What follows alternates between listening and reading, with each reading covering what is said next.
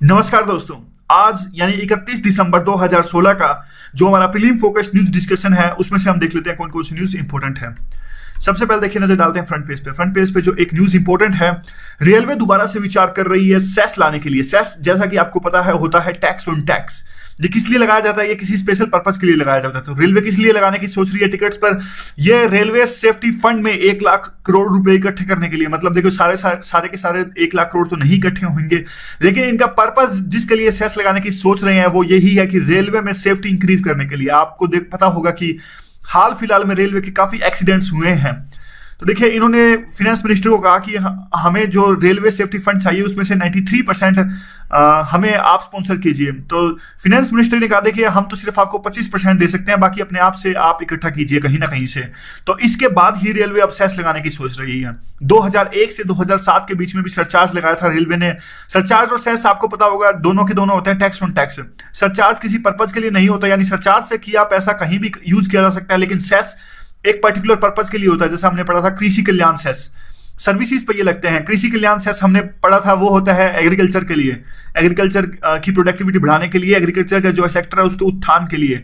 0.5% का कृषि सेस हमने पढ़ा था। तो यही है सारी की सारी न्यूज। एक है देखिए डिजी धन मेला। बस आपको ये पता होना चाहिए कि डिजी धन मेला था किस लिए। आप बताइए, इसका आंसर बताइए, डिजी धन मेला था किस लिए? अभी कल परसों में ये आयोजित हुआ था। साउथ इंडिया के पेज पे एक न्यूज है नारायण गुरु से रिलेटेड। नारायण गुरु आपको पता होगा, हिस्ट्री के स्पेक्ट्रम की बुक में इसका जिक्र आता है नारायण गुरु जी का। देखिए, इन्होंने एक तरह से जो कास्ट के बेस पे सोकल डिस्क्रिमिनेशन होता है उनके खिलाफ में एक लंबी लड़ाई थी और सोसाइटी को इक्वल बनाने की इन्होंने कोशिश की थी। काफी टेम्पल मूवमेंट में इनका योगदान रहा और एक बढ़िया मूवमेंट भी इन्होंने चलाई थी। आप बताइए उसका नाम क्या है? नारायण गुरु ने जो मूवमेंट चलाई थी उसका नाम क्या है? वन रिलीजन कुछ करके थी, आप इसका नाम बताइए। आगे है देखिए, आगे तो बस इतना ही है ना। काफी तरह के रिफॉर्म्स के लिए इन्होंने लड़ाई लड़ी और जैसे कास्टिज्म जैसे कुरीतियों के खिलाफ इन्होंने अपनी आवाज उठाई। आगे देख लेते हैं। आगे देखिए, एक न्यूज है माइनिंग के दौरान में जो एक माइनिंग जो थी वो दब गई और काफी लोगों की इससे मौत हो गई। 11 लोगों की इससे मौत हो गई और काफी घायल हो गए, काफी इंफ्रास्ट्रक्चर का भी लॉस हो गया। तो देखिए, एक खबर तो इंपॉर्टेंट नहीं है। वैसे माइनिंग 2-3 तरह की होती है, हमें वो पता होना चाहिए किस लिए, वो अभी आपको बताता हूँ। देखिए, एक तो होती है ओपन पिट माइनिंग, ओपन कास्ट माइनिंग भी किसी से कहते हैं। देखिए, ओपन पिट माइनिंग में तो ये होता है साफ साफ जो ग्राउंड में गड्ढा खोदते जाओ और जो कुछ मिलते है उसका एक्सप्लॉइट करते जाओ, यूज करते जाओ। देखिए यहाँ पे, जैसे यहाँ से ग्राउंड स्टार्ट हुए मान ले, तो यहाँ से आप नीचे से नीचे जाते रहो। और ओपन कास्ट माइनिंग कहती है खुलेआम ओपन में ही जो माइनिंग हो रही है। बिल्कुल लेमन टर्म्स में, बिल्कुल टेक्निकल में नहीं जा रहे कि हम जैसे जियोलॉजी वाले पूछेंगे कि अगर माइनिंग क्या होती है। कोल माइंस है कहाँ सबसे ज्यादा? तो झारखंड में है। और उसके बाद में देखिए, यहाँ देख लीजिए, 2 तरह की माइनिंग दोबारा से आती है। सरफेस माइनिंग होती है, एक अंडरग्राउंड माइनिंग होती है। तो सरफेस माइनिंग में ये सब आएगा, ओपन पिट माइनिंग जो हमने अभी पढ़ा, ड्रेजिंग और ये सब, हाइड्रोलिक माइनिंग। और अंडरग्राउंड माइनिंग में ड्रिफ्ट। इतना डिटेल में जाने की जरूरत नहीं है, बस आपको इतना पता होना चाहिए कि सरफेस माइनिंग और अंडरग्राउंड माइनिंग में क्या डिफरेंस है। देखिए, क्वेश्चन इस तरह का आएगा। क्वेश्चन आएगा कि ओपन पिट माइनिंग से ज्यादा पोल्यूशन होता है या कम होता है? अंडरग्राउंड माइनिंग से ज्यादा पोल्यूशन होता है या कम होता है? तो इस तरह से देखिए, ओपन कास्ट माइनिंग करेंगे जब हम, तो काफी तरह के ऐसे जो कंपोनेंट्स या फिर पोल्यूटेंट्स हैं वो हवा में रिलीज हो जाएंगे। तो सरफेस, ऐसा कहा जाता है कि सरफेस माइनिंग से पोल्यूशन ज्यादा होता है। तो इस तरह का कंसेप्चुअल क्वेश्चन आया तो हमें बस ये डेफिनेशन पता होनी चाहिए, डिटेल में नहीं जाना है हमें इसके। आगे देखिए, एक नेशन से रिलेटेड जो न्यूज है, चाइना ने दोबारा से हमारा जो रेजोल्यूशन है उसको ब्लॉक कर दिया है। हमने एक 1267 शायद ये था रेजोल्यूशन, नाम याद रखने की जरूरत नहीं है। इंडिया ने यह रेजोल्यूशन यूएन में लाया था और जो पाकिस्तान के एक आतंकवादी है जैसे मोहम्मद जो कि एक आतंकवादी संगठन है, उनको एक रेड लिस्ट में इस तरह से कुछ डालने के लिए, मतलब इनको ब्लैक लिस्ट करने के लिए। तो देखिए, चाइना उसको बार बार ब्लॉक कर रहा है। चाइना पाकिस्तान का साथ दे रहा है। और चाइना क्या कहता है? चाइना इस सफाई ये देता है कि चाइना कहता है कि अभी तक इस पे कोई कंसेंसस नहीं है किस तरह से जो पर्सन्स को ब्लॉक किया जाना चाहिए। चाइना इस तरह की बात कहता है। हमने भी देखिए चाइना को उसी लहजे में जवाब दिया, जैसे कि हमने जब अग्नि 5 का टेस्ट किया था तो चाइना ने ये कहा था कि देखिए वी नोट द कंसर्न्स। इस तरह से हमने भी यही कहा कि जैसे ही चाइना ने ब्लॉक किया, हमने भी यही कहा we note the blockade done by the China in the UN. इस तरह से हमने बोला। और देखिए, एक और चीज है जो यूएन में है। यूएन में जो एक कन्वेंशन है, comprehensive convention on the terrorism, हम इस पर बार बार रेजोल्यूशन पास करने की कोशिश करते हैं और इसको कन्वेंट करने की कोशिश करते हैं, लेकिन वो भी नहीं हो पा रहा है। तो हमें देखिए इन मुद्दों पर यूएन से एक तरह से निराशा हाथ लग रही है। आगे देख लेते हैं। इसी मुद्दे पर चाइना के साथ भी जो हमारे रिलेशन है उस पर भी तलखी है। अब देखिए 30 दिसंबर आज हो चुका है, 30 दिसंबर बीत चुका है, और जो सेंट्रल गवर्नमेंट ने पहले एक समय सीमा तय करी थी कि अपने पुराने नोट बदलवाने के लिए, वो बीत चुकी है। तो अब दोबारा से एक ऑर्डिनेंस साइन किया था। ऑर्डिनेंस हमको पता ही है क्या होता है, 6 वीक्स के लिए साइन किया जा सकता है जब भी कोई हाउस सेशन में ना हो, इमरजेंसी सिचुएशंस में, और कॉन्स्टिट्यूशनल अमेंडमेंट के लिए ऑर्डिनेंस साइन नहीं किया जा सकता, ये सब हमको पता है। तो देखिए अब एक नए ऑर्डिनेंस जो प्रेसिडेंट है उन्होंने पास किया, उन्होंने साइन किया है, उसके तहत अभी जो पुराने नोट है हम आरबीआई में अभी भी जाकर जमा करा सकते हैं। 31 मार्च इनकी लास्ट डेट है।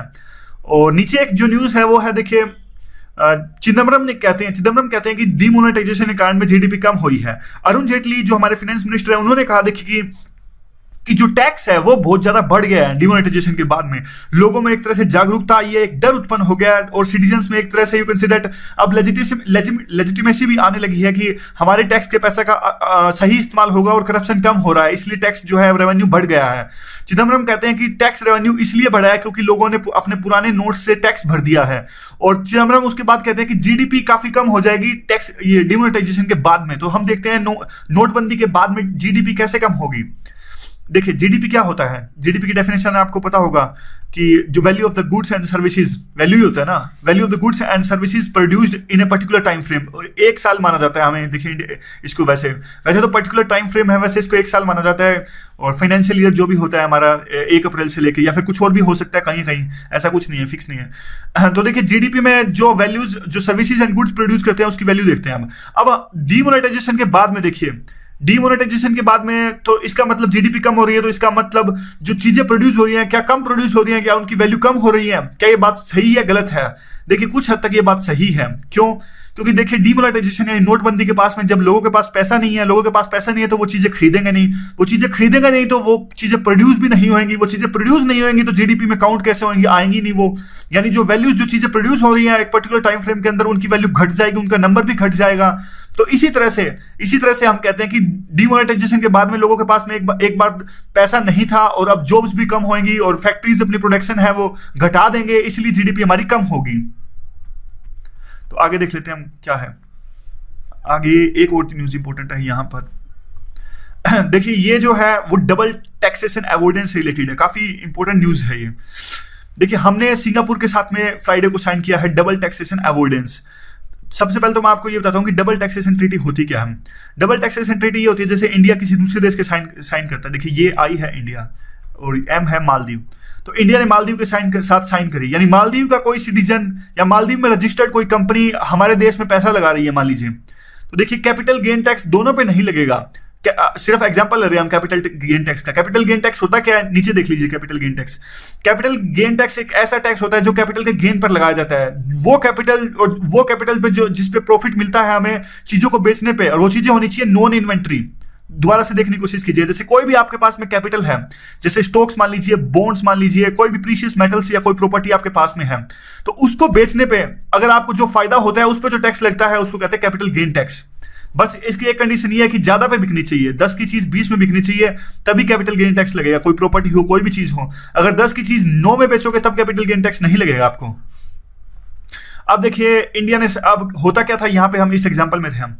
अब देखिए मालदीव में रजिस्टर्ड किसी कंपनी में यहां पर पैसा लगाया इंडिया के अंदर में, तो अगर हमने इंडिया और मालदीव ने एक डबल टैक्सेशन जो है वो ट्रीटी साइन कर रखी है, तो इस कंपनी को दोनों जगह पैसा नहीं देना पड़ेगा। यहां तो देखिए मालदीव में तो देना पड़ता इसलिए क्योंकि मालदीव में ये रजिस्टर्ड है कंपनी, और इंडिया में वो कंपनी काम कर रही है, यानी एफडीआई के तहत वो पैसा लाई है इंडिया के अंदर में, यानी असली वो प्रॉफिट कमा रही है इंडिया के अंदर में। तो देखिए दोनों जगह उसको पैसा नहीं देना पड़ेगा। यही है डबल टैक्सेशन, कि एक जगह वो दोनों में से, इन दोनों के बीच, दोनों देशों के बीच में अगर एग्रीमेंट है तो उस कंपनी को सिर्फ एक देश में पैसा देना पड़ेगा। जैसे कि मालदीव में, मालदीव से वो कंपनी आई है एफडीआई लेके, तो सिर्फ मालदीव में पैसा देगी। लेकिन इसका नुकसान क्या होता है वो मैं आपको बताता हूं। उसका नुकसान क्या होता है, बस ये एग्जांपल आप थोड़ा सा याद रखिए, अब एक नए एग्जांपल से हम समझेंगे। देखिए दो टर्म्स है यहां भी, एक है ट्रीटी शॉपिंग और दूसरी टर्म है राउंड ट्रिपिंग। अब इन दोनों को समझने की कोशिश कीजिएगा, treaty shopping and round tripping. अब देखिए ये दो देश हैं इंडिया और मालदीव, हम दोनों ने डबल टैक्सेशन जो है वो ट्रीटी साइन कर रखी है कि दोनों, एक जो कंपनी मालदीव के अंदर रजिस्टर्ड है उसको डबल टैक्स नहीं देना पड़ेगा।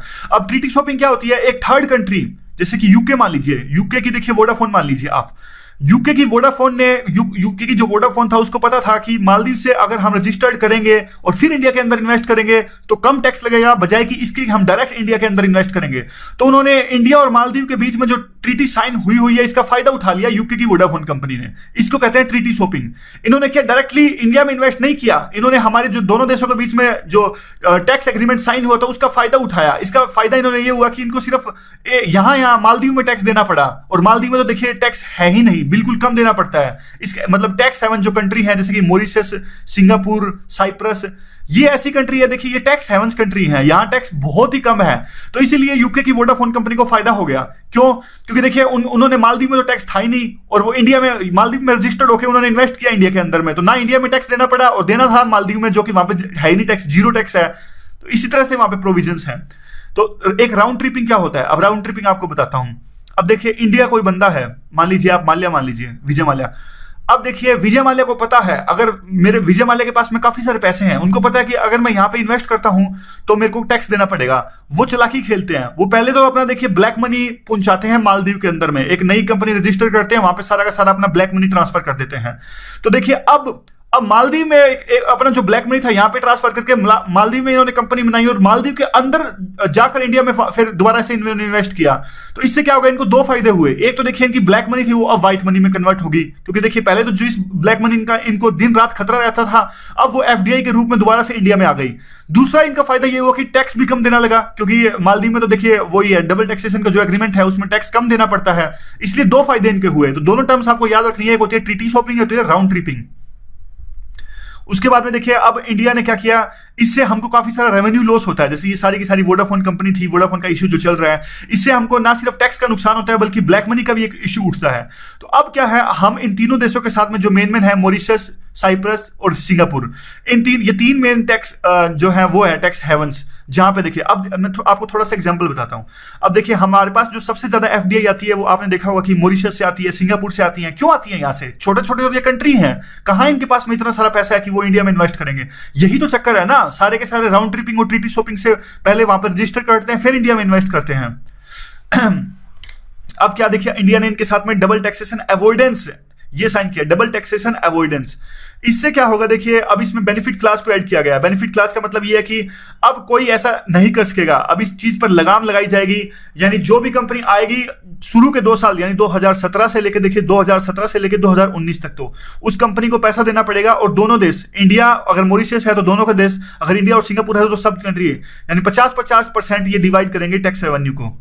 50% इंडिया रखेगा, 50% मालदीव को, मॉरिशस को देगा सॉरी, और 50% इंडिया रखेगा, 50% सिंगापुर देगा, ऐसा ही साइप्रस के साथ में।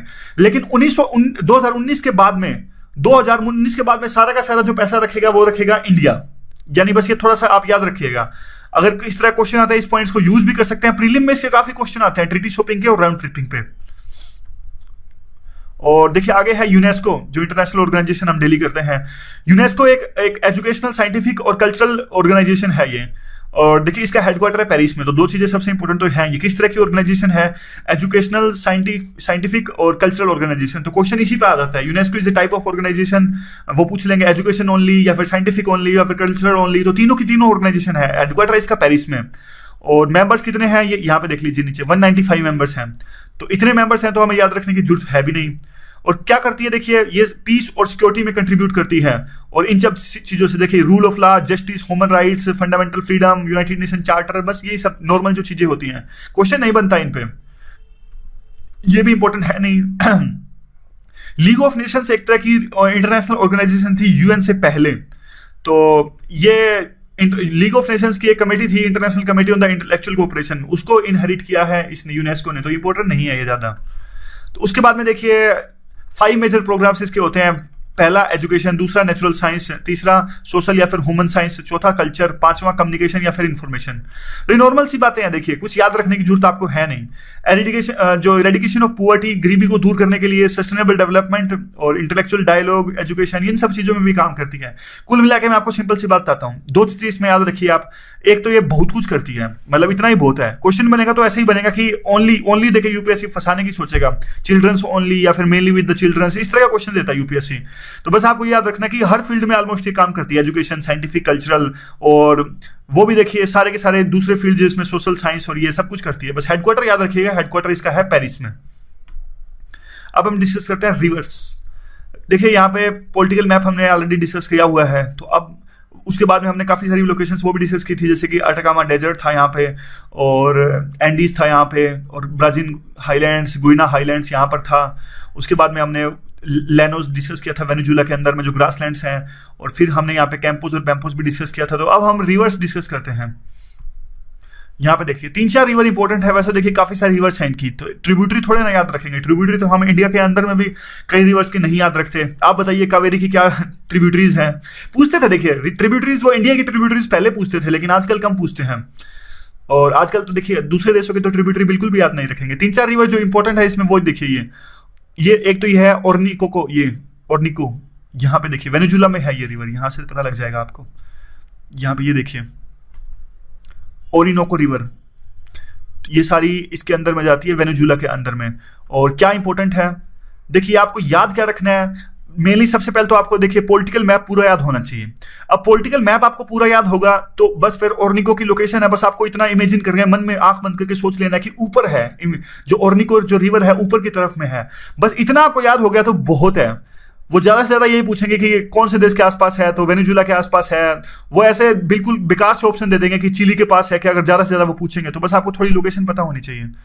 यहाँ पे देख लीजिए, तो बस ज़्यादा। और एक इंपॉर्टेंट है तो वो यूँ पूछते हैं जैसे हमने पहले बताया था कि गिरती कहाँ है, तो अटलांटिक ओशन में ये गिरती है, और यहाँ पे देखिए डेल्टा बनाती है, बस। और इससे ज़्यादा कुछ याद रखने की जरूरत नहीं है। अगर हमें ये पता लग गया कहाँ गिरती है तो हमें ये भी डायरेक्शन का भी पता लग जाएगा। ज़्यादा से ज़्यादा वो डायरेक्शन भी पूछ लेते हैं कि ईस्ट से वेस्ट जाती है, नॉर्थ से साउथ जाती है। वैसे देखिए सारी नदियाँ कर्व में होती है, ये देखिए यहाँ से कर्व लेके यहाँ जाती है, तो east to west, north to south तो है ही नहीं, घूम जाती है, तो सारी डायरेक्शन तो खराब ही हो गई। उसके बाद में देखिए दूसरी जो रिवर है वो सबसे लंबी जो रिवर है अमेजोन रिवर, यहाँ पे देखिए सबसे इनकी लंबी रिवर है अमेजोन नदी। ये भी अटलांटिक ओशन में जाती है और इक्वेटर पे जाती है। देखिए अमेजोन रिवर आपने देखा होगा, एनाकोंडा जो मूवी आई थी हॉलीवुड की, उसमें काफी घने जंगल इक्वेटर पे है, इसलिए जो रिवर जाती है काफी घने जंगलों में जाती है। और बिल्कुल यहाँ के जो पेड़ होते हैं काफी वाइडली डिस्ट्रीब्यूटेड नहीं होते, बिल्कुल पास पास होते हैं, यहाँ डेंसिटी पेड़ों की बहुत ज्यादा होती है, काफी घने जंगल होते हैं, और काफी नेविगेशनल रिवर है, काफी 3-4 देशों में ये जाती है। तो थोड़ी इसकी लोकेशन यहाँ पे देख लेते हैं, एक सेकेंड। यहाँ पे देखिए अमेजोन रिवर, अगर कोई पूछ ले कौन कौन से देशों में जाती है, तो पेरू और इक्वाडोर, इस थोड़े यहाँ भी जाती है। इक्वाडोर तो आगे हो गया, वैसे पेरू में जाती है, ब्राजील में जाती है, और एक दो देश जहाँ पे नजदीक है, बोलिविया है, जो भी है। तो बस आपको थोड़ा सा याद रखना है, अमेजोन रिवर सबसे लंबी नदी है विश्व की, और इस तरह से जाती है, इक्वेटर के आसपास है, काफी घनी है, जंगल है यहाँ पे, और नेविगेशनल भी है। और तीसरी जो नदी जो साउथ अमेरिका की इंपॉर्टेंट है, देखिए वो है पराना रिवर। यहाँ पे देख लीजिए पराना रिवर यहाँ से जाती है, यहाँ से, और ये भी अटलांटिक में जाती है। यहाँ पे देखिए, तो बस ये भी आपको थोड़ा सा देख लेना है, इसको भी लोकेशन में देख लेते हैं। यहाँ से देखिए ये भी ब्राजील में जाती है, अर्जेंटीना में, उरुग्वे में, यहाँ जाती है। उरुग्वे में तो थोड़ा साइड में रह गया, प्रागवे में जाती है। प्रागवे और ये इसका अर्जेंटीना का बॉर्डर बनाती है, यहाँ पे देखिए प्रागवे और अर्जेंटीना का बॉर्डर ये बना रही है, हाईलाइटर से देखते हैं। लेकिन इतना इंपॉर्टेंट याद रखना ना तो याद रहेगा ना जरूरी है, देखिए बस आपको थोड़ा लोकेशन पता होना चाहिए। 3 रिवर्स इसमें साउथ अमेरिका में सबसे इंपॉर्टेंट है, ये ओर्निको, अमेजोन और पराना। बाकी तो देखिए प्रागवे रिवर है, प्रागवे के अंदर है, और उरुग्वे रिवर जो है वो उरुग्वे के अंदर है। तो बस इतना ही है, बस 3 रिवर आप याद रखिए। और उसके बाद में देखते हैं, आज देखिए थोड़ा साइंस एंड टेक डिस्कस करते हैं। आज का हमारा दिन साइंस एंड टेक के लिए आरक्षित है। तो देखिए साइंस एंड टेक डिस्कस करने से पहले मैं आपको 2-3 चीजें साइंस एंड टेक के बारे में बताना चाहता हूँ। देखिए साइंस एंड टेक सबसे ज्यादा अनप्रेडिक्टेबल रहता है यूपीएससी के अंदर में। तो साइंस एंड टेक हमें करना तो है, किस टाइप के क्वेश्चन वो आते हैं यूपीएससी में। साइंस एंड टेक इस तरह का आता है कि एक जनरल बंदा उसका आंसर्स कर सके, यानी कोई भी जनरल बंदा जो न्यूज़पेपर पढ़ता है, डिटेल में नहीं जाना हमें, वो सिर्फ ज्यादा से ज्यादा इस बात पर फोकस करते हैं कि टेक्नोलॉजी है क्या, टेक्नोलॉजी है क्या, डीप में नहीं जाते। कभी भी देख लेना, आप क्वेश्चन उठा के देख लीजिए कि डीप में वो नहीं जाएंगे। और दूसरा देखिए टेक्नोलॉजी है क्या, किसने बनाई है, क्या यूज है। तो 3-4 चीजें हमें ज्यादा से ज्यादा पता होनी चाहिए। उसके अलावा बिल्कुल डिटेल में जाने की हमें जरूरत नहीं है। आमतौर पे क्या है, साइंस एंड टेक जो रहता है बहुत ज्यादा करने का रहता है, लेकिन बिल्कुल हम जब बेसिक्स करके जाएंगे तो क्वेश्चन उससे सोल्व हो जाते हैं। जैसे आपको 2016 का एग्जांपल देता हूं, 2016 किस तरह के क्वेश्चंस आए, बिल्कुल ऐसे ऐसे क्वेश्चंस आए जो न्यूज में थे, जैसे कि मार्स मिशन था, मार्स मिशन के बारे में क्वेश्चन पूछा, और इसके अलावा आदित्य मिशन के बारे में इस तरह से क्वेश्चन पूछा। तो बिल्कुल ऐसे जो इश्यूज पूछे जो न्यूज में थे, तो हमें हर चीज के बारे में थोड़ा थोड़ा पता होना चाहिए, बस डिटेल में जाने की आवश्यकता हमें है नहीं। तो आज शुरुआत करते हैं साइंस एंड टेक की। देखिए सबसे पहले तो है वो जो है ये टॉपिक हम डिस्कस कर रहे हैं, बायोनिक लीफ। यहां पे देखिए ये बायोनिक लीफ, सबसे पहले क्वेश्चन ये उठता है बनाया किसने है। बनाया तो देखिए एक हार्वर्ड यूनिवर्सिटी ने, तो इंपॉर्टेंट तो इतना है नहीं, हार्वर्ड यूनिवर्सिटी ने बनाया था, लेकिन ये इशू इंपॉर्टेंट है, ये टेक्नोलॉजी इंपॉर्टेंट है। तो बायोनिक लीफ होता क्या है, देखिए बायोनिक लीफ जो होता है सोलर एनर्जी को बायोमास में कन्वर्ट कर सकता है 10% एफिशिएंसी के साथ में। जैसे कि देखिए आपको पता होगा कि जो पौधे होते हैं प्रकाश संश्लेषण यानी फोटोसिंथेसिस की प्रक्रिया से सूर्य की रोशनी में अपना खाना बनाते हैं, उसी तरह से जो बायोनिक लीफ है ये सोलर एनर्जी को कन्वर्ट कर सकता है बायोमास के अंदर में 10% एफिशिएंसी के साथ में, जो कि बहुत ज्यादा है। इवन 10% एफिशिएंसी तो देखिए फोटोसिंथेसिस से भी ज्यादा है, इतनी ज्यादा एफिशिएंसी के साथ में जो नॉर्मल पौधे होते हैं वो भी खाना नहीं बनाते। तो ये करता कैसे है, तो देखिए करता तो ये ऐसे है कि जो अगर इसको देखिए बायोनिक लीफ को अगर वाटर में रख दिया जाए तो, और बाद में इसको सोलर एनर्जी को एब्जॉर्ब किया जाए, तो ये वाटर मॉलिक्यूल को कन्वर्ट कर देता है हाइड्रोजन और ऑक्सीजन में। ये देखिए यहां से अलग अलग कर दिया, बायोनिक लीफ को हमने रखा वाटर के अंदर में। यहाँ पे देखिए दिख ही गया होगा आपको, यहाँ पे ये जो हमारा पत्ता था, पत्ते को हमने रखा पानी के अंदर में, पानी के अंदर में पत्ते को रखा तो इसने H2O को 2 पार्ट्स में डिवाइड हो गया, H2 प्लस में O2, इससे हमारा फ्यूल बन जाएगा ये। तो बस और कुछ नहीं है, बस इतना याद रखिए। 3-4 चीजें इंपॉर्टेंट है। बायोनिक लीफ होता क्या है, क्या करता है, बायोमास बनाने का काम आता है, किस टेक्नोलॉजी पे, बस इतना याद रखिए कि जो वाटर को 2 पार्ट्स में डिवाइड कर देता है, और कुछ बहुत ज्यादा वो नहीं है। फिर इससे क्या होगा, लिक्विड फ्यूल बन जाएगा इससे, और हाइड्रोजन जो यहाँ से जो हाइड्रोजन बनेगा वो लिक्विड फ्यूल की तरह इस्तेमाल कर सकते हैं इसको। ऑक्सीजन तो आपको पता ही होगा ऑक्सीडाइजर होता है, जलाने का काम आता है। साइंस एंड टेक मेरी बिल्कुल भी अच्छी नहीं है। और दूसरा देखिए कैसपोल क्या होता है, कैसपोल यहाँ पे ये देखिए वीआरसीसी ने बनाया था, जो विक्रम साराभाई स्पेस सेंटर है।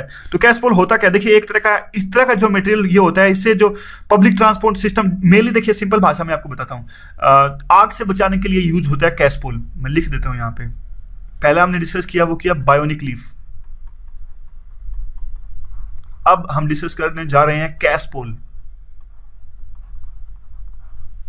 ठीक है, तो देखिए ये एक तरह का मटेरियल होता है, और इससे क्या आग से बचाने में ये सक्षम है। वीआरसीसी ने इसलिए बनाया था कि जो हमारे स्पेस सूट्स के लिए बनाया था, कि देखिए जो स्पेस में जाते हैं, जो रॉकेट्स वगैरह होते हैं, जो भी होते हैं, उसमें देखिए काफी गर्मी होती है, तो काफी गर्मी होती है तो ह्यूमंस को बचाने के लिए उसमें इस तरह के मटेरियल की आवश्यकता होती है कि जो कि शरीर को अत्यंत गर्मी से बचाया जा सके। अब इस चीज का देखिए काफी जगह इस्तेमाल हो सकता है। इस तरह का इस्तेमाल फायर एक्सीडेंट से बचाने के लिए हो सकता है, कि जैसे रेलगाड़ियों में डब्बे ऐसे बनाए जाएं, बसेस का जो मटेरियल है कैसपोल को यूज किया जाए, कल को अगर आग भी लग जाए तो वहां पे यात्रियों को ज्यादा नुकसान नहीं पहुंचे, इसलिए इसका यूज है कैसपोल। तो बस क्या याद रखना है आपको, याद रखना है कि कैसपोल जो है एक तरह का सिरामिक पॉलीमर हाइब्रिड है, बस याद रखिए सिरामिक पॉलीमर हाइब्रिड, और क्या आग से बचाने के लिए इसका यूज होता है। बस आपको टेक्नोलॉजी का पता होना चाहिए, किसने बनाया है, हमारे इसरो ने, इसरो की जो वीआरसीसी है इसने बनाया है, और इसके अलावा कुछ नहीं, किसने बनाया है और है क्या और करता क्या है, बस 3-4 चीजें हमें पता होना चाहिए। और यहाँ पे देखिए ये जो है, जो ये हमें चीनी का जो ये क्यूब सा लग रहा है, ये है माल्टीटोल, माल्टीटोल है ये। तो माल्टीटोल काम क्या आता है, देखिए आपको पता होगा कि जो जॉइंट बोन्स होती हैं, हमारी जो बोन्स यानी हड्डियों के जॉइंट्स होते हैं, अगर टूट जाएं तो देखिए उन्हें रोड की सहायता से जोड़ा जाता है। लेकिन अब माल्टीटोल एक ऐसा तरह का आईआईएससी आपको पता होगा, जो साइंस का रिसर्च इंस्टीट्यूट है आईआईएससी, इन्होंने बनाया है। तो एक तरह का देखिए ये जो बोन्स को जोड़ने के लिए एक तरह से माल्टीटोल का यूज कर सकते हैं, इस तरह की बात ये कह रहे हैं। और कैसे करेंगे, देखिए माल्टीटोल जो होता है वो माल्टीटोल जो होता है माल्टोज से मिलता है। माल्टोज एक तरह का शुगर प्रोडक्ट है, और ये जो स्वीटनिंग एजेंट है काफी तरह के फूड में मिल जाता है, जैसे कि आइसक्रीम में। और इसको क्या करेंगे, देखिए हम इसको माल्टीटोल को दूसरे कंपोनेंट से मिलाएंगे, और उनकी भी एक चैन लाइक स्ट्रक्चर होगी। इससे क्या होगा, जब दोनों मिलेंगे तो एक तरह का प्लास्टिक बन जाएगा। बस ये इतना सा याद रखिए आप, कोई खास ज्यादा नहीं, कि जो ये जो चीनी के हैं ये माल्टीटोल है, माल्टोज से ये मिलता है, इनको दूसरे तरह के चैन प्रोडक्ट से हम मिलाएंगे, तो दोनों को मिक्स करेंगे तो एक तरह का ऐसा मटेरियल प्रोड्यूस होगा जो हमारे हड्डियों के बीच में, अगर उसे भर देंगे तो हम हड्डियों के बीच में बोन्स, जो रोड्स पहले लगाते थे, रोड्स को लगाने की आवश्यकता नहीं पड़ेगी। उसके बाद हम डिस्कस कर लेते हैं, देखिए उसके बाद में ये है लीजा पाथफाइंडर। तो लीजा पाथफाइंडर है क्या, देखिए ग्रेविटेशनल वेव्स को स्पेस में कैप्चर करने के लिए एक लीजा मिशन चलाया जा रहा है। यानी एक तरह की स्पेस के अंदर ही एक तरह की ऑब्जर्वेटरी इस्टेब्लिश करने की सोच रही है। यहां पे देखिए यूरोपियन स्पेस एजेंसी ESA, जो लीजा पाथफाइंडर है। सबसे पहले तो आप ये याद रखिए कि जो यूरोपियन स्पेस एजेंसी है ये है यहाँ की, मतलब इन्होंने ये चला रहे हैं लीजा मिशन। तो लीजा मिशन में होगा क्या, ग्रेविटेशनल वेव को कैप्चर करने के लिए स्पेस के अंदर में एक ऑब्जर्वेटरी इस्टेब्लिश की जाएगी। और उसके बाद में देखिए उसके लिए क्या किया था यूरोपियन स्पेस एजेंसी ने, इस लीसा को इस्टेब्लिश करने से पहले स्पेस में एक तरह का दूसरा जो है वो छोड़ा था स्पेस, और जो स्पेसक्राफ्ट होता है उसका नाम था लीजा पाथफाइंडर। यानी लीजा में तो देखिए एक स्पेस जो ऑब्जर्वेटरी है वो इस्टेब्लिश करने पड़े हैं, लेकिन उसको इस्टेब्लिश करने से पहले इन्होंने एक तरह से दूत भेजा लीजा पाथफाइंडर की, पता करके आओ कि कौन कौन सी टेक्नोलॉजी इस्तेमाल होगी इसको ऑब्जर्वेटरी को इस्टेब्लिश करने में। इसका नाम है लीजा पाथफाइंडर। 2015 में ये छोड़ा गया था। तो देखिए लीजा में होगा क्या, लीजा में देखिए 3 तरह के वहां पे स्पेसक्राफ्ट होगा, उसका कंटेस्टेशन वहां पे लगाया जाएगा और उनको एक इक्विलेटरल ट्रायंगल की फॉर्म में लगाया जाएगा 3 स्पेसक्राफ्ट को, ऑब्जर्वेटरी को, इसलिए बाद में जाके ऑब्जर्वेटरी बनेगी। और बस मेन तो ये इतना ही है किस लिए, देखिए लीजा है किस लिए, तो ग्रेविटेशनल वेव को कैप्चर करने के लिए। और किसने चलाया है, यूरोपियन स्पेस एजेंसी ने ये चलाया है। तो 3-4 चीजें हमें इसके बारे में पता होनी चाहिए। तो आज आप फीडबैक दिए साइंस एंड टेक और ज्यादा कैसे डिस्कस कर सकते हैं। सो आज की डिस्कशन में बस इतना ही। Thank you very much for discussion. ऐसा नहीं है तो वो चीजें खरीदेंगे नहीं, वो चीजें खरीदेंगे नहीं तो वो चीजें प्रोड्यूस भी नहीं होंगी, वो चीजें प्रोड्यूस नहीं होंगी तो जीडीपी में काउंट कैसे होंगी, आएंगी नहीं वो। यानी जो वैल्यूज, जो चीजें प्रोड्यूस हो रही है एक पर्टिकुलर टाइम फ्रेम के अंदर, उनकी वैल्यू घट जाएगी, उनका नंबर भी घट जाएगा। तो इसी तरह से हम कहते हैं कि डिमोनेटाइजेशन के बाद में लोगों के पास में एक बार पैसा नहीं था और अब जॉब्स भी कम होंगी और फैक्ट्रीज अपनी प्रोडक्शन है वो घटा देंगे, इसलिए जीडीपी हमारी कम होगी। तो आगे देख लेते हैं हम क्या है आगे। एक और न्यूज इंपॉर्टेंट है यहां पर। देखिए ये जो है वो डबल टैक्सेशन अवॉइडेंस से रिलेटेड है, काफी इंपॉर्टेंट न्यूज है ये। देखिए हमने सिंगापुर के साथ में फ्राइडे को साइन किया है डबल टैक्सेशन अवॉइडेंस। सबसे पहले तो मैं आपको ये बताता हूँ कि डबल टैक्सेशन ट्रीटी होती क्या है। डबल टैक्सेशन ट्रीटी ये होती है जैसे इंडिया किसी दूसरे देश के साइन करता है। देखिए ये आई है इंडिया और एम है मालदीव। तो इंडिया ने मालदीव के साथ साइन करी, यानी मालदीव का कोई सिटीजन या मालदीव में रजिस्टर्ड कोई कंपनी हमारे देश में पैसा लगा रही है मान लीजिए, तो देखिए कैपिटल गेन टैक्स दोनों पे नहीं लगेगा। सिर्फ एग्जांपल ले रहे हैं हम कैपिटल गेन टैक्स का। कैपिटल गेन टैक्स होता क्या है, नीचे देख लीजिए। Capital gain tax, capital gain tax एक ऐसा टैक्स होता है जो कैपिटल के गेन पर लगाया जाता है। वो कैपिटल पे जो जिस पे प्रॉफिट मिलता है हमें चीजों को बेचने पे, और वो चीजें होनी चाहिए नॉन इन्वेंट्री। दोबारा से देखने की कोशिश कीजिए, जैसे कोई भी आपके पास में कैपिटल है, जैसे स्टॉक्स मान लीजिए, बॉन्ड्स मान लीजिए, कोई भी प्रीशियस मेटल्स या कोई प्रॉपर्टी आपके पास में है, तो उसको बेचने पे अगर आपको जो फायदा होता है उस पर जो टैक्स लगता है उसको कहते हैं कैपिटल गेन टैक्स। बस इसकी एक कंडीशन ये है कि ज्यादा पे बिकनी चाहिए, 10 की चीज 20 में बिकनी चाहिए, तभी कैपिटल गेन टैक्स लगेगा। कोई प्रॉपर्टी हो, कोई भी चीज हो, अगर 10 की चीज 9 में बेचोगे तब कैपिटल गेन टैक्स नहीं लगेगा आपको। अब देखिए इंडिया ने, अब होता क्या था यहाँ पे, हम इस एक्सीडेंट्स या फिर पोल्यूटेंट्स हैं वो हवा में रिलीज हो जाएंगे। तो सरफेस, ऐसा कहा जाता है कि सरफेस माइनिंग से पोल्यूशन ज्यादा होता है। तो इस तरह का कंसेप्चुअल क्वेश्चन आया तो हमें बस ये डेफिनेशन पता होनी चाहिए, डिटेल में नहीं जाना है हमें इसके आगे। देखिए एक नेशन से रिलेटेड जो न्यूज है, चाइना ने दोबारा से हमारा जो रेजोल्यूशन है उसको ब्लॉक कर दिया है। हमने एक 1267 शायद ये था रेजोल्यूशन, नाम याद रखने की जरूरत नहीं है। इंडिया ने यह रेजोल्यूशन यूएन में लाया था और जो पाकिस्तान के एक आतंकवादी है जैसे मोहम्मद, जो कि एक आतंकवादी संगठन है, उनको एक रेड लिस्ट में इस तरह से कुछ डालने के लिए, मतलब इनको ब्लैक लिस्ट करने के लिए। तो देखिए चाइना उसको बार बार ब्लॉक कर रहा है, चाइना पाकिस्तान का साथ दे रहा है। और चाइना क्या कहता है, चाइना इस सफाई ये देता है कि चाइना कहता है कि अभी तक इस पे कोई कंसेंसस नहीं है किस तरह से जो पर्सन्स को ब्लॉक किया जाना चाहिए। चाइना इस तरह की बात कहता है।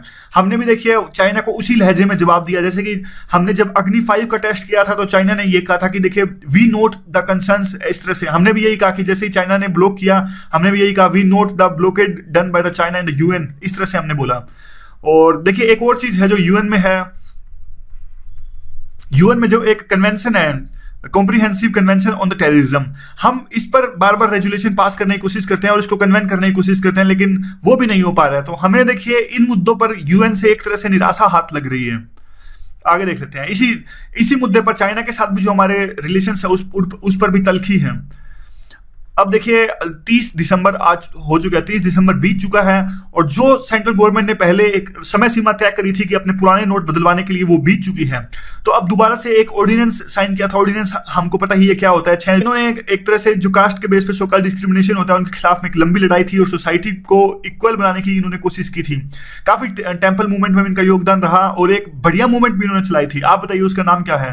नारायणा गुरु ने जो मूवमेंट चलाई थी उसका नाम क्या है? वन रिलीजन कुछ करके थी, आप इसका नाम बताइए।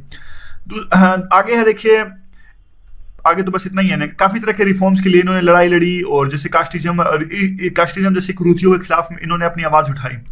आगे देख लेते हैं। आगे देखिए एक न्यूज है, माइनिंग के दौरान में जो एक माइनिंग जो थी वो दब गई और काफी लोगों की इससे मौत हो गई। 11 लोगों की इससे मौत हो गई और काफी घायल हो गए, काफी इंफ्रास्ट्रक्चर का भी लॉस हो गया। तो देखिए एक खबर तो इंपॉर्टेंट नहीं है। वैसे माइनिंग 2-3 तरह की होती है, हमें वो पता होना चाहिए किस लिए, वो अभी आपको बताता हूँ। देखिए एक तो होती है ओपन पिट माइनिंग, ओपन कास्ट माइनिंग भी किसी से कहते हैं। देखिए ओपन पिट माइनिंग में तो ये होता है साफ साफ जो ग्राउंड में गड्ढा खोदते जाओ और जो कुछ मिल जाए उसका एक्सप्लॉइट करते जाओ, यूज करते जाओ। देखिए यहाँ पे जैसे यहाँ से ग्राउंड स्टार्ट हुआ मान ले, तो यहाँ से आप नीचे से नीचे जाते रहो और ओपन कास्ट माइनिंग कहती है, खुलेआम ओपन में ही जो माइनिंग हो रही है। बिल्कुल लेमन टर्म्स में, बिल्कुल टेक्निकल में नहीं जा रहे कि हम जैसे जियोलॉजी वाले पूछेंगे कि अगर माइनिंग क्या होती है। कोल माइंस है कहाँ सबसे ज्यादा? तो झारखंड में है। और उसके बाद में देखिए यहाँ देख लीजिए 2 तरह की माइनिंग है दोबारा से आती है। सरफेस माइनिंग होती है, एक अंडरग्राउंड माइनिंग होती है। तो सरफेस माइनिंग में ये सब आएगा, ओपन पिट माइनिंग जो हमने अभी पढ़ा, ड्रेजिंग और ये सब, हाइड्रोलिक माइनिंग, और अंडरग्राउंड माइनिंग में ड्रिफ्ट। इतना डिटेल में जाने की जरूरत नहीं है, बस आपको इतना पता होना चाहिए कि सरफेस माइनिंग और अंडरग्राउंड माइनिंग में क्या डिफरेंस है। देखिए क्वेश्चन इस तरह का आएगा, क्वेश्चन आएगा कि ओपन पिट माइनिंग से ज्यादा पोल्यूशन होता है या कम होता है, अंडरग्राउंड माइनिंग से ज्यादा पोल्यूशन होता है या कम आता है। तो इस तरह से देखिए ओपन कास्ट माइनिंग करेंगे जब हम, तो काफी तरह के ऐसे जो कंपोजिट्स के लिए साइन किया जा सकता है जब भी कोई हाउस सेशन में ना हो, इमरजेंसी सिचुएशंस में, और कॉन्स्टिट्यूशनल अमेंडमेंट के लिए ऑर्डिनेंस साइन नहीं किया जा सकता, ये सब हमको पता है। तो देखिए अब एक नए ऑर्डिनेंस जो प्रेसिडेंट है उन्होंने पास किया, उन्होंने साइन किया है, उसके तहत अभी जो पुराने नोट है हम आरबीआई में अभी भी जाकर जमा करा सकते हैं। 31 मार्च इनकी लास्ट डेट है।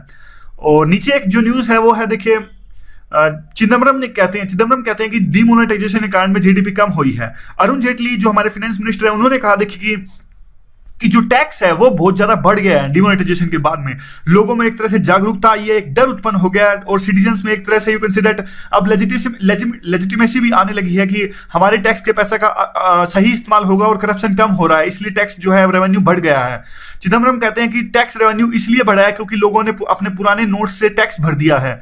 और चिदम्बरम उसके बाद कहते हैं कि जीडीपी काफी कम हो जाएगी टैक्स ये डिमोनेटाइजेशन के बाद में। तो हम देखते हैं नोटबंदी के बाद में जीडीपी कैसे कम होगी। देखिए जीडीपी क्या होता है, जीडीपी की डेफिनेशन आपको पता होगा कि जो value of the goods and services, value ही होता है ना, value of the goods and services produced in a particular time frame. और 1 साल माना जाता है हमें, देखिए इसको वैसे तो पर्टिकुलर टाइम फ्रेम है, वैसे इसको 1 साल माना जाता है। और फाइनेंशियल ईयर जो भी होता है हमारा 1 अप्रैल से लेकर, या फिर कुछ और भी हो सकता है, कहीं कहीं ऐसा कुछ नहीं है, फिक्स नहीं है। तो देखिए जीडीपी में जो वैल्यूज जो सर्विसेज एंड गुड्स प्रोड्यूस करते हैं उसकी वैल्यू देखते हैं। अब डीमोनेटाइजेशन के बाद में देखिए, डीमोनेटाइजेशन के बाद में तो इसका मतलब जीडीपी कम हो रही है, तो इसका मतलब जो चीजें प्रोड्यूस हो रही हैं क्या कम प्रोड्यूस हो रही हैं, क्या उनकी वैल्यू कम हो रही है? क्या ये बात सही है गलत है? देखिए कुछ हद तक ये बात सही है। क्यों? क्योंकि देखिए डीमोनेटाइजेशन यानी नोटबंदी के पास में जब लोगों के पास पैसा नहीं है, लोगों के पास नमस्कार दोस्तों, आज यानी 31 दिसंबर 2016 का जो हमारा प्रीलिम फोकस न्यूज डिस्कशन है उसमें से हम देख लेते हैं कौन कौन सी न्यूज इंपॉर्टेंट है। सबसे पहले देखिए नजर डालते हैं फ्रंट पेज पे। फ्रंट पेज पे जो एक न्यूज इंपॉर्टेंट है, रेलवे दोबारा से विचार कर रही है सेस लाने के लिए। सेस जैसा कि आपको पता है होता है टैक्स ऑन टैक्स। ये किस लिए लगाया जाता है? ये किसी स्पेशल पर्पस के लिए लगाया जाता है। तो रेलवे किस लिए लगाने की सोच रही है टिकट्स पर?